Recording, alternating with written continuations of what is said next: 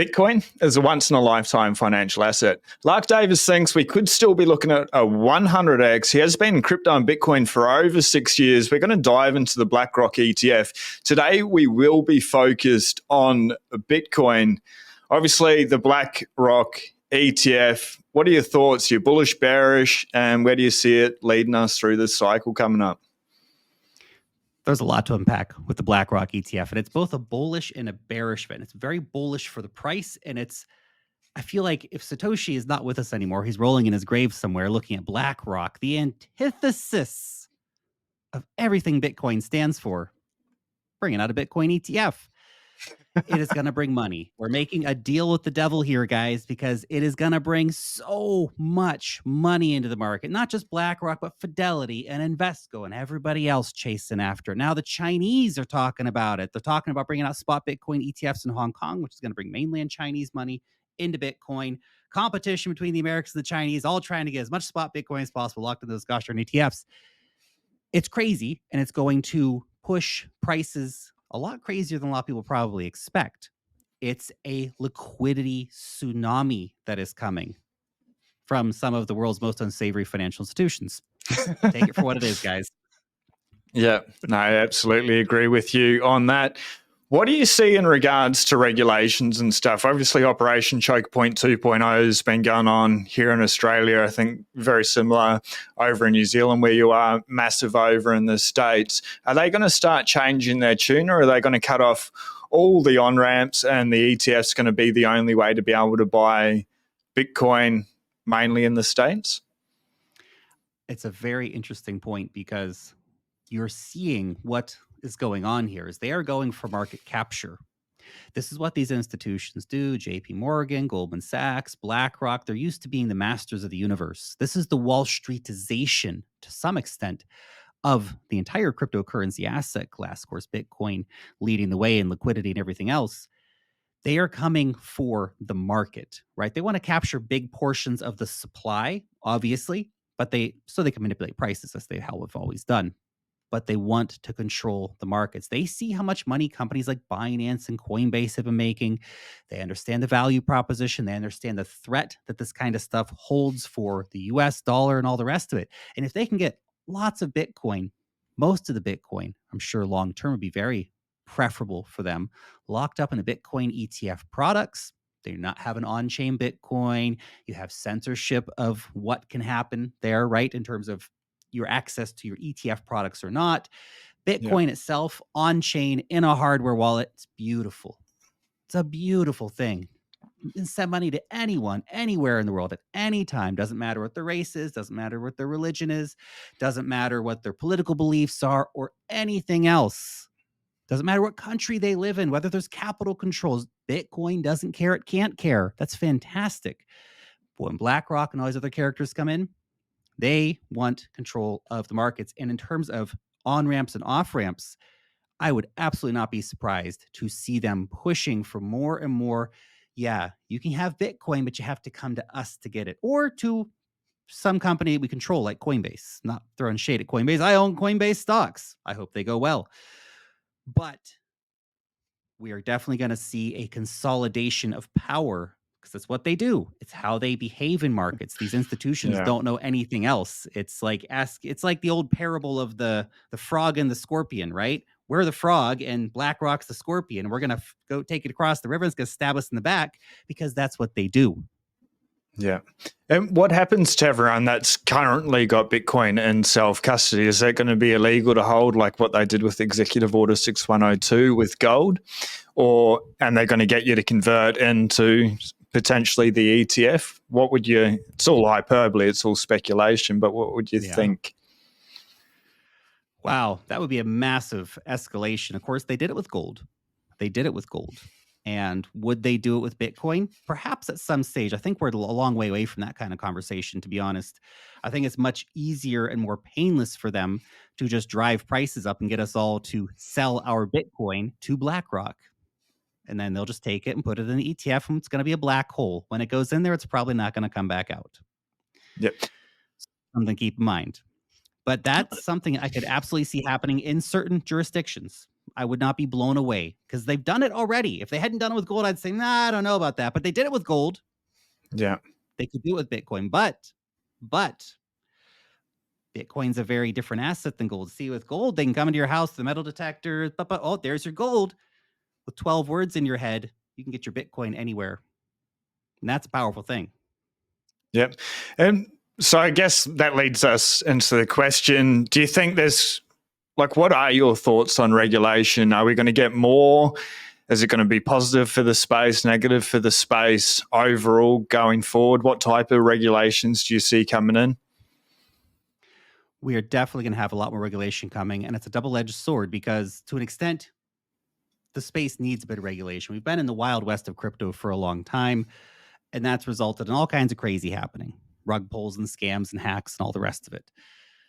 A little bit of regulation can help provide a better marketplace. But when you have organizations like the American SEC running the show, you're not actually getting anything positive happening. They're going after the squeakiest clean actors in the space like Coinbase while letting massive frauds like FTX be basically running unchecked. So regulation is coming. Unfortunately, the regulation that we are seeing coming is worrisome because look what happened in Europe with MiCA. They implemented the travel rule. Now, the travel rule, for those of you who may not know, this is essentially if you want to withdraw your crypto from a centralized exchange to your personal wallet, that wallet needs to be doxxed. So they are going to be pushing this more and more. The implementation of this will slowly roll out globally. So to an extent, long term, if we go back a little bit to the previous question, they're not even going to have to force you into that Bitcoin ETF product. They're just going to remove all anonymity and dox everyone on chain. They'll know everybody who has everything all the time. And to an extent, companies like Chainalysis have already made this a possibility where they basically know who has what and where and when for most cryptocurrencies. Problematic already. This will just be enforced even more with stuff like MiCA, which makes it basically less enjoyable to do things with crypto. It's more burdensome. It's more of a pain in the butt. So why would you even want to do all that stuff anyway? Why go to the trouble when you can just go down to your Charles Schwab app and buy some Bitcoin ETF? It's the same thing anyway. Basically, what's the difference is what most people, of course, are going to say without actually thinking about the power of the technology itself, understanding the capability for making these kinds of transactions. A very, very powerful tool, which most people are not going to experience because they're going to own an IOU for Bitcoin, not Bitcoin itself. Yeah. Obviously, that leads my thoughts into what's just happened with Wallet of Satoshi. It's been taken off the American Apple Store. Do we see more of that, like more control, I guess, as part of Operation Choke Point 2.0? And are there ways around it, buying KYC free, doing peer-to-peer, or are they going to do everything they can to systematically eradicate the user friendliness and the effectiveness of what Bitcoin stands for originally? They're definitely trying to. And it's a really interesting thing because you see a lot of banks putting limits on. We've seen in the UK where they have things like you can only buy 5,000 pounds a month worth of Bitcoin or no more than 1,000 pounds a week or something like this. Yeah. That's not a unique story. We've seen that story play out in many other places. And that's very, very worrisome because the reality is if you want to go down to the casino and spend your life savings, they're not going to stop you from doing that. Yeah. And if you want to go down to your Charles Schwab app and buy $1 million worth of Bitcoin ETFs, they're not going to stop you from doing that either. So it's very, very obvious what they're doing. They don't want you on chain.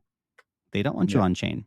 They're not passing legislation to make that more available to people. They're passing legislation to make that more inaccessible to people. And that is worrisome because the reality of Bitcoin as an asset, Bitcoin as a financial tool is on chain. It's not on exchange. And it sure as heck ain't in a Bitcoin ETF. Yeah.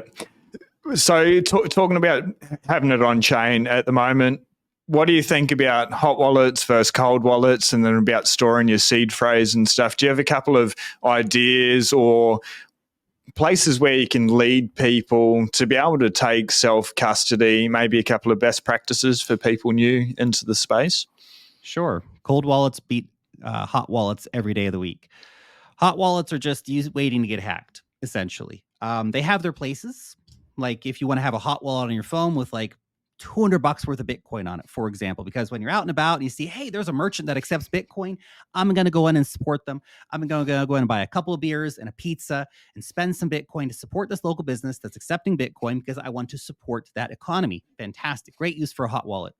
If you have any kind of financially significant amount of Bitcoin, and that's a different number for different people.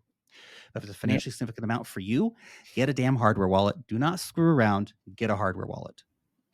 Yeah. Absolutely. The number of times we've seen hacks. Go ahead. No, carry on, and then I'll extrapolate after that. I wanted to say we had this story the other day about a long-term Bitcoiner. These guys have been in Bitcoin since like 2012, and they really thought that they had nailed it down with their security, but they didn't have a hardware wallet. They had some kind of secret phrase, password manager, and they really thought, okay, we got this nailed down. Nope, all their Bitcoin's gone. Had they had a hardware wallet, that would not have happened. It's just such a simple thing, and they're so readily available, and they're pretty cheap. They're like $100 or something like that, and they're just the best in class for keeping your Bitcoin safe. Really, like not getting a hardware wallet, I feel is a massive mistake that a lot of people make in this market. And in terms of best practices for that hardware wallet, take your seed phrase, write it down, pen and paper. Do not put it online anywhere, ever put it online, ever. Don't put it on your Google Drive. Don't put it in your email. Don't put it on your Evernote. None of that stuff.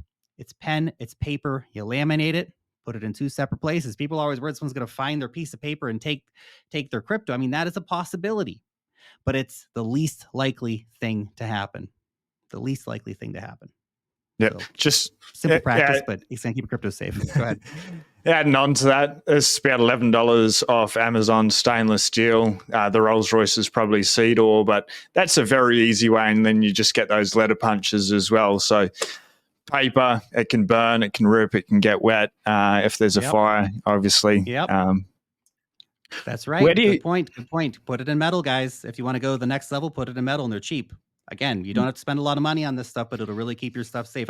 I got an interesting story for you before we go to the next question. I know a guy, he was a firefighter in Queensland, actually, and had some big floods a few years ago. And he was out, helping people, and he came home, and his house had basically been inundated by the flood. And that piece of paper, no more. Had he added on a piece of metal, would have been fine. So house fire, floods, any of this kind of stuff, that piece of metal is going to be safe versus your piece of paper, which problematic. Fire burns paper, guys. 100%. And what are your thoughts on, say, like single sig, multi-sig, or collaborative custody? I think for a lot of people, it's not necessary. Obviously, great if you want to go that level and you've got, people, your family members or whatever that you trust and are going to be going in on that with. Fine. I think it's a solution that does work for some people. I'd say for your average Bitcoin investor, just having a single signature hardware wallet is going to be fine, to be honest. So that's for the average person. Having a multi-sig wallet is probably more than you need. But if you have millions of dollars of the Bitcoin and it's something that you got a few kids and you want to do a multi-sig with your wife and your kids and stuff like that. Okay, maybe. But for most people, you probably don't need it. Yeah. I was reading your Twitter before we went live, and you're talking about with this Bitcoin ETF, $100,000 pretty much in the bag. Do you have any price targets, or where do you think Bitcoin's going to go this cycle and maybe all the way up to 2030? Yeah, it's interesting. I think the 100K Bitcoin at this point, it's when, not if, really. Yeah. I really believe that. How long it takes? Probably not super long after a Bitcoin ETF is approved. Now, one thing people should keep in mind is that when a Bitcoin ETF is approved, day one of Bitcoin ETF trading is not going to see $20 billion immediately show up into the market. That might cause a bit of a sell the news short term. Long term, it's actually buy the rumor, buy the news, because we're talking about tens of billions of dollars. We've seen different estimates. Galaxy was saying we might see 15 billion in the first year, up to like 35 billion by year number 3. And if you look at how much Bitcoin's on exchanges, how much that could actually move the prices, if the Galaxy Digital prediction is correct, then that potentially sees a Bitcoin price around $250,000 3 years after the Bitcoin ETF launches, just from Bitcoin ETF demand. We're not talking about retail demand, of course, which is already outstripping Bitcoin miners' ability to bring new supply into the market. That's before the Bitcoin halving. Remember, in only a few months' time, we had Bitcoin halving. The supply that miners is going to introduce into the market is going to be cut in half, meaning that now just regular retail buyers who go out there and diligently stack their 50 or $100 of sats every single week, they're going to be double outstripping supply, assuming that their demand stays the same and doesn't increase, which it probably will.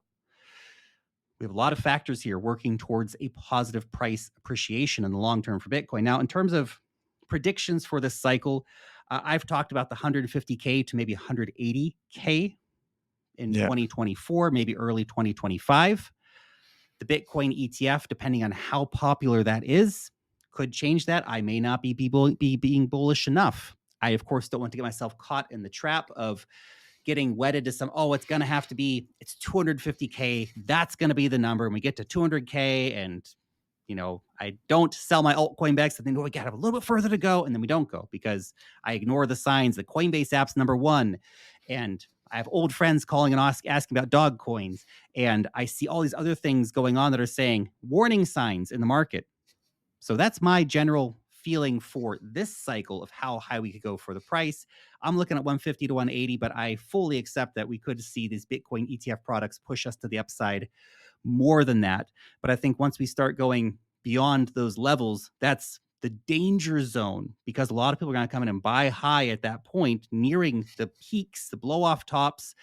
And then they're going to lose money as markets start to cool off, because money stops coming in at some point, or it slows down at some point, especially with the altcoin space sucking liquidity out, because Bitcoin at that point will be boring, right?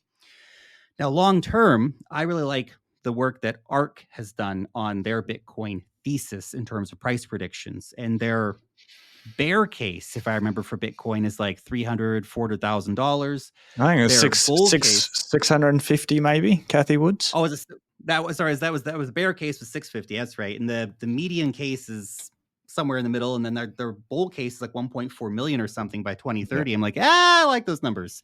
Yeah. Now, if we have continued institutional adoption, if things keep going the way they have been going, essentially, we have more retail adoption, we have more retail interest, we have more people buying spot Bitcoin, using spot Bitcoin. Countries all around the world, we're talking about US markets when we talk about the spot Bitcoin ETF. We are forgetting that there are billions of people around the world who are potential Bitcoin users, hundreds of millions of people around the world who are actual Bitcoin users, who use it because they use Bitcoin, not because they just hope the number is going to go up at some point in the future. Powerful beyond the Bitcoin ETF. So seeing $1 million Bitcoin by 2030 would not surprise me if we see a parallel to how the liquidity inflows hit the gold ETF markets. And gold at the time, great asset, all that fun kind of stuff. 20 years ago, I was interested in gold. Gold's interesting. It's cool. It's the old man now. Bitcoin's the new kid on the block. And everybody's looking at Bitcoin as the new gold trade. And so if we have those tens of billions of institutional inflow every single year for the next 6 years, there's only 2 million Bitcoin sitting on exchanges, guys. And one thing that I think not a lot of people realize in that number is that probably half of that Bitcoin, maybe even more of that Bitcoin, those people aren't actually sitting there waiting to sell their Bitcoin. Bitcoin's not for sale. It's just sitting in exchange wallets that we know of. A lot of people, they buy Bitcoin on Coinbase and it just stays on Coinbase forever. They never withdraw it.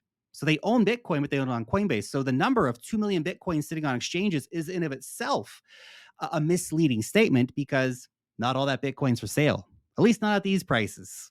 Maybe when we get to $250,000 or $1 million, those people are going to sell their Bitcoin. But some of these people are long-term holders. 75% of the Bitcoin supply hasn't moved in over a year, or maybe it's a little under 75%, 72% or something like that. Crazy statistics here, guys. We are seeing massive hodling behavior. And one thing that not enough people outside of the Bitcoin space realize is that these people who have bought Bitcoin over the last few years, some of them are just doing it for a swing trade, obviously, but there are literally people They're making a one-way trip. And this is something that these people don't understand. Something that BlackRock doesn't understand. These people are exiting fiat. They're exiting fiat. They're not going to come back. One-way trip out. And those holders, you can't contend with that. Yeah. Yeah, that's probably the camp that I'm in as well, is to buy it, to be able to stack it, cold storage. And never, I won't be selling it. Maybe in the future, may loan against it, but it's the world's hardest asset. It's the best form, the best engineered money that's ever existed. To be able to give up the world's verifiably scarcest asset makes absolutely no sense. Changing the tune a little bit, couple of very interesting things, obviously, with CZ, Binance this week. Everyone knows that news, basically. It looks like somebody from the WEF has been put in place as the CEO. Now they've got connections to the World Economic Forum. In regards to the World Economic Forum, they were dead set against the ESG, or the amounts of energy that the Bitcoin network used. I think it was maybe about 2 months ago, they started talking pro data centers, how good they were for the environment with flare gas, things like that. And then just this week, they named the Bitcoin, I believe as Crusoe Energy by name. They're talking about Bitcoin by name, data centers, mining by name. Do you think the World Economic Forum is starting to turn pro Bitcoin, but due to how negative they've been about it since the start, basically, they need to do this slowly so they don't look like fools? And is it BlackRock that's leading them to change their tune? It's really interesting that as soon as, within maybe a week of BlackRock applying for their spot Bitcoin ETF, we saw news publications, which of course BlackRock has influence over publicly traded companies, suddenly starting to print articles like, we've all been wrong. Bitcoin's actually fantastic for the environment. Here's why. 10 reasons why Bitcoin's amazing for climate change. All this kind of stuff. The narrative changes very, very quickly. We cannot trust anything the World Economic Forum is doing. We've seen, Agreed. We really can't. And we've seen them co-opt so many organizations in the past. And the fact that the new Binance CEO has links, not great. Not great. It makes me worried for the future of this space. Again, I feel like we're part of my thesis about this being one of the last great cycles is that we are about to witness the Wall Streetization of crypto in a way which I guess a lot of people wanted for a long time. And ever since I've started talking about institutions coming into crypto, I've always said, guys, it's a deal with the devil. You're inviting these people in. It's like inviting a vampire into your house. Yeah, you might have a bit of fun, but at the end of the day, they're blood-sucking night crawlers, and they're not here for you. They're not here to help you out. They're here to extract from these markets, extract value, extract talent, and of course, extract financial opportunity because they see what's going on. They know this technology is a competitor to everything that they do. Their entire business models are at threat here. But if they can corner those markets and bring them under their belts, all the better for them.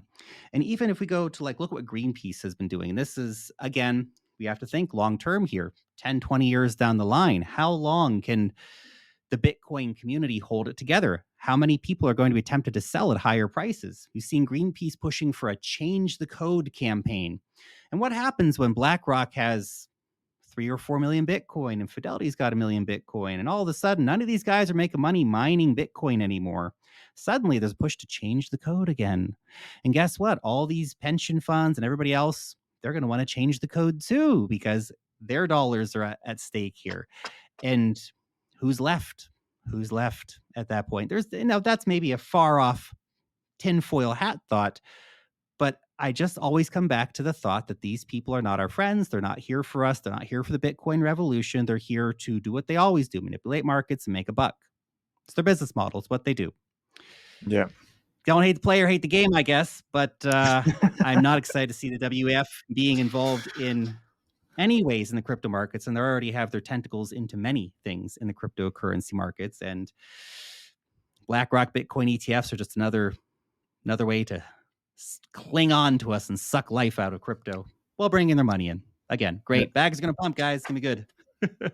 Make the most of it. One of the tinfoil hat thoughts that I have as well is that Gary Gensler's been paid to delay this Bitcoin spot ETF for a very, very long time so they could undertake Operation Choke Point 2.0 basically, and now they've given BlackRock the go-ahead. Do you think that's the case, or am I just delusional in regards to that? Is it a possibility? I would 100% believe it. Here's the thing not a lot of people may know, is that last year, right around the bottom of the market, BlackRock wasn't anticipating the FTX collapse. They thought they'd basically timed the bottom of the market.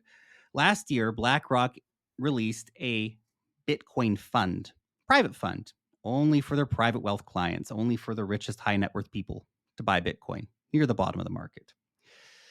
A year later, they released their spot Bitcoin ETF application. Of course, still a few months before them to actually get that approved. They front run everybody. And this is, of course, what they do.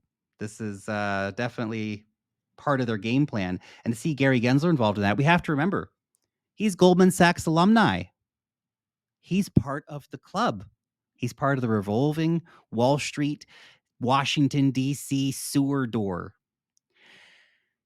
He's a Goldman Sachs guy with all the big banks. He's pursuing their interests, not your interests, their interests, which is why they have been stifling innovation, attacking legitimate actors in the space, trying to stifle competition. Because at the end of the day, the goal is to push business into the hands of New York Stock Exchange, the NASDAQ, the CME, BlackRock, Fidelity, all these characters. They want to be the kings of the market. And if we have Larry freaking Fink being the main character of this crypto market cycle, then, well, it's been fun, guys. It's been a good run for us. Our bags are going to pump, but man, what has happened? Yeah. Talking about other evil people in the space, what are your thoughts, your take on Elizabeth Warren and what she's doing and what she's done and the disinformation that this lady puts out? She's a politician.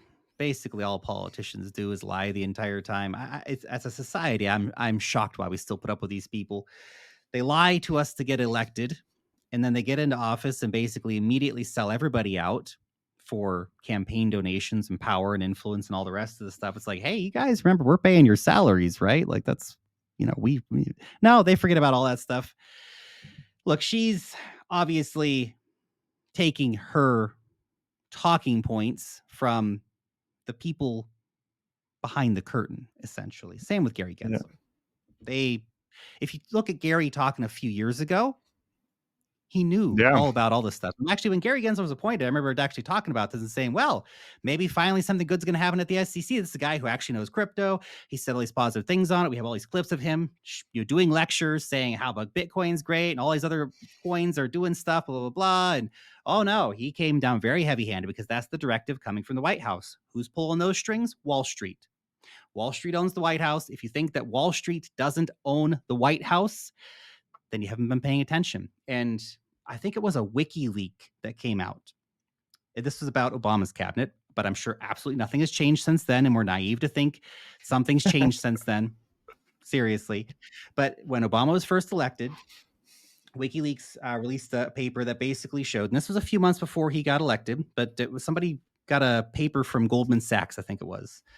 And they basically, Goldman Sachs had sat down, written a list, and completely selected Obama's cabinet. And I think except for like one or two appointments, that was the exact list of people who got in. They run the government. The banks run the government. The banks run Washington, D.C. So anything that's happening with Operation Choke Point 2.0, it's not Biden who's doing it. Biden barely knows where he is half the time. He's not the one doing it. It's his puppet masters. It's Wall Street. It's BlackRock. It's all these characters. And what are their intentions? Market capture. They want what we got. They want what Coinbase has. They want what Binance has. And they're taking them down one by one. Yeah. Yeah. Obviously, they've just gone after Kraken as well. Pretty interesting that they're suing Coinbase when BlackRock is going to use Coinbase as their custodial holder. So I've got a question, Lark, from the community. I'm just paraphrasing here what they wrote, but what is the absolute worst the USA could do if they really wanted to wreck us all? So here's a suggestion. They ban all TFs. Gensler gets promoted to Treasury Secretary. They make mine illegal. They make Bitcoin illegal. They try to liquidate Saylor, pushing the price below 3K to hang them up. So the institutions, Coinbase liquidates all Bitcoin to fiat as it hits the exchange. They increase interest rates further, and they send pencil drones after nodes. I know that's a huge amount to unlock. Is there any possibility of that happening? Well, what are your thoughts in regards to all of that? I think that's all pretty extreme. We're right up there with like solar flares taking out all technologies, even maybe a bigger worry, perhaps. But look, if that were to happen in the USA, of course, is a very, very important Bitcoin market, which part of the reason why we talk about it all the time is because it is a big market. Not the only market in the world, obviously. Rest of the world's very important too.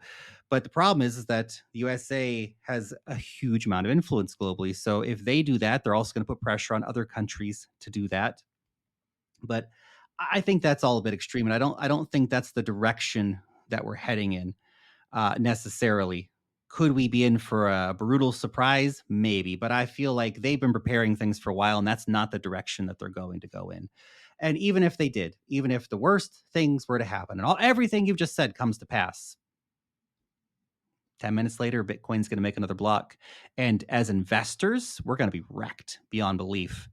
But that has not changed that one Bitcoin equals one Bitcoin. It does not change that Bitcoin still is a totally functional asset, an international asset, and it would take a long time to recover from something like that happening, and it would shake a lot of people out of the market. But the people who stuck around, maybe it's going to be 5 years, maybe it's going to be 10 years, they would be very well rewarded because this technology is not going away. Pandora has opened the box, or should I say Satoshi has opened the box, and it's not going back in. It's not going back in. This technology is here. It's here to stay, and it's only going to get bigger and more important.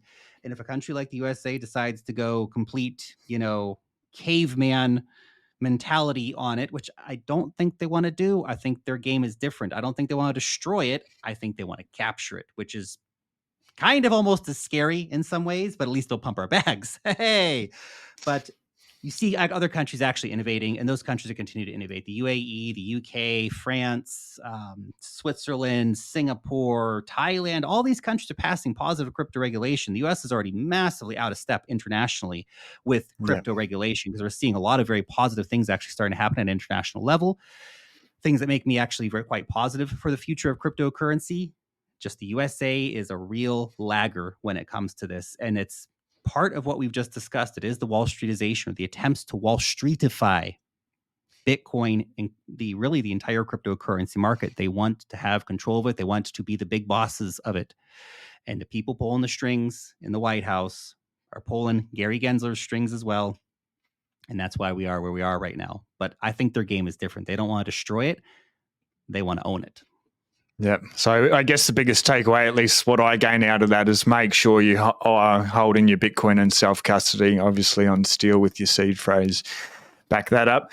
Like, you had a really good video with Mark Yusko, so I'll put your YouTube links below as well as your Twitter. You've got a newsletter as well out there for people.